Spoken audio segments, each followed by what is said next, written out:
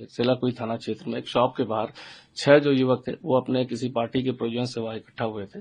और वहीं पर जो डिजीज जो है जो अपने ब्रदर के साथ वहां पर आवश्यक कामों के लिए वहां पर पहुंचे थे और जो एक ग्रुप था वहां पर जो पहले से इकट्ठा था वहां पर इसमें 6 लोग थे जिसमें एक जो है मणिपुर का निवासी था, साथ ही साथ इसमें एक नेपाली मूल का लड़का था, साथ ही एक यहाँ पर बोक्सा जनजाति से लड़का वो भी था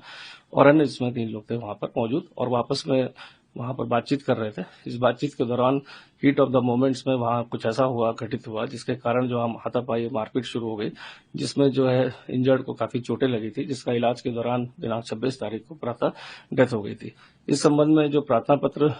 तत्काल कोई सूचना पुलिस को नहीं प्राप्त हुई थी और इसमें अगले दिन एक दिन बाद जो है प्रार्थना पत्र थाने पर दिया गया था, जिसमें यह भी अंकित किया गया था कि इसकी प्रकरण की सूक्ष्म जांच इसमें कर ली जाए और आवश्यक कार्रवाई की जाए। उसके बाद जो धारा 173 बीएनएसएस है उसके तहत उसकी जांच करते हुए प्रकरण सही पाते हुए उसमें सारे मेडिकल रिपोर्ट्स को लिया गया और साथ ही साथ घटनास्थल से सीसीटीवी और अन्य माध्यमों से अभियुक्तगणों की जानकारी की गई, जिनकी बाद में गिरफ्तारी की गई, जिसमें एक अभियुक्त अभी भी फरार है। जो अभी तक की इन्वेस्टिगेशन है चूंकि ओपन है और इसमें जो प्रत्यक्षदर्शी हैं या जो अक्यूज से जो इंट्रोगेशन की गई थी और जो अन्य लोगों से जानकारी गई, तो प्रथम दृष्टया इसमें ऐसी कोई बात प्रकाश में नहीं आई थी कि इसमें कोई नस्ली टिप्पणी लेकर कोई ऐसी घटना हुई है, बट सडन मोमेंट पर जो वहां पर क्लैश हुआ और जो वार्ता हुई वहां पर जो इस तरह से जो कंफ्यूजन हुआ उसके कारण जो है ये घटना पूरी कारित हुई है। लेकिन फिर भी इन्वेस्टिगेशन अभी ओपन है। इसमें जो भी साक्ष्य जिसके द्वारा प्रस्तुत किए जाएंगे या परिजन है या अन्य लोग हैं उसके हिसाब से इसमें इन्वेस्टिगेशन अभी भी आगे चल रही है। साथ ही साथ इसमें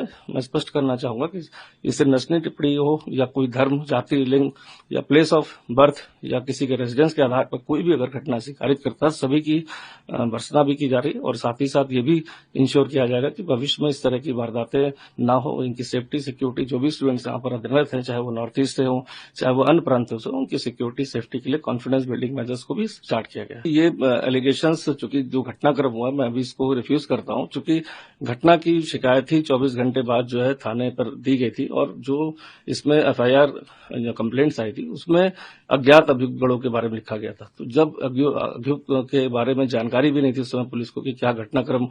टोटली हुआ है, क्या वहां इंसिडेंट हुआ है और कौन लोग इसमें शामिल हैं, तो उनको बचाने का प्रयास नहीं होता। लेकिन जैसे ही ये चीज जांच के बाद स्पष्ट हुई है कि घटनाक्रम इस तरह से हुआ है और मेडिकल रिपोर्ट्स को लेने के बाद उसमें अटेम्प्ट टू मर्डर की धारा इंक्रीज गई और सभी अभियुक्तों को जो यहाँ प्रेजेंट थे उनको चिन्हित करके उनको अरेस्ट कर लिया गया। चूंकि इसमें एक अभियुक्त नेपाल ओरिजिन का था, वो पहले ही वहां से निकल गया था, जिसकी तलाश में हमारी टीमें लगी हुई है। कोई भी अगर शिकायत आती है किसी भी तरह की, चाहे वो इलाज के दौरान कोई लापरवाही की गई हो या अन्य कोई भी बात आती है, तो इन्वेस्टिगेशन पूरी तरह से ओपन है। कोई भी अगर बात प्रकाश में आएगी, कोई फैक्ट्स आते हैं तो उसको भी हम इन्वेस्टिगेशन में इंक्लूड करेंगे और अगर किसी की लापरवाही किसी भी स्तर पर पाई जाती है, चाहे वो थाने स्तर पर हो चाहे वो डॉक्टर्स के स्तर पर हो, तो डेफिनेटली उसको हम टेक डाउन करेंगे अपनी इन्वेस्टिगेशन में। बट अभी आपको अश्योर आपके माध्यम से अश्योर करना चाहूंगा कि जो भी चीजें फैक्ट वाइज प्रस्तुत की गई, चूंकि डिले इन इन्फॉर्मेशन काफी रही, इसमें 24 घंटे बाद इन्फॉर्मेशन आई, अज्ञात में थी, चूंकि वो जानते नहीं थे वो लोग कौन है। उसके बाद जो प्रोसेस होता है, जो उसमें जांच के लिए खुद से उसमें एप्लीकेशन में मेंशन किया गया था इसकी सूक्ष्म जांच इस प्रकार की कर ली जाए, तो जैसे सीओ के माध्यम से उसमें 173 बीएनएसएस में प्रोसेस किया गया और फैक्ट सारे आए तो तत्काल ही इसमें पुलिस ने एक्शन लिया और 5 लोग को अरेस्ट किया।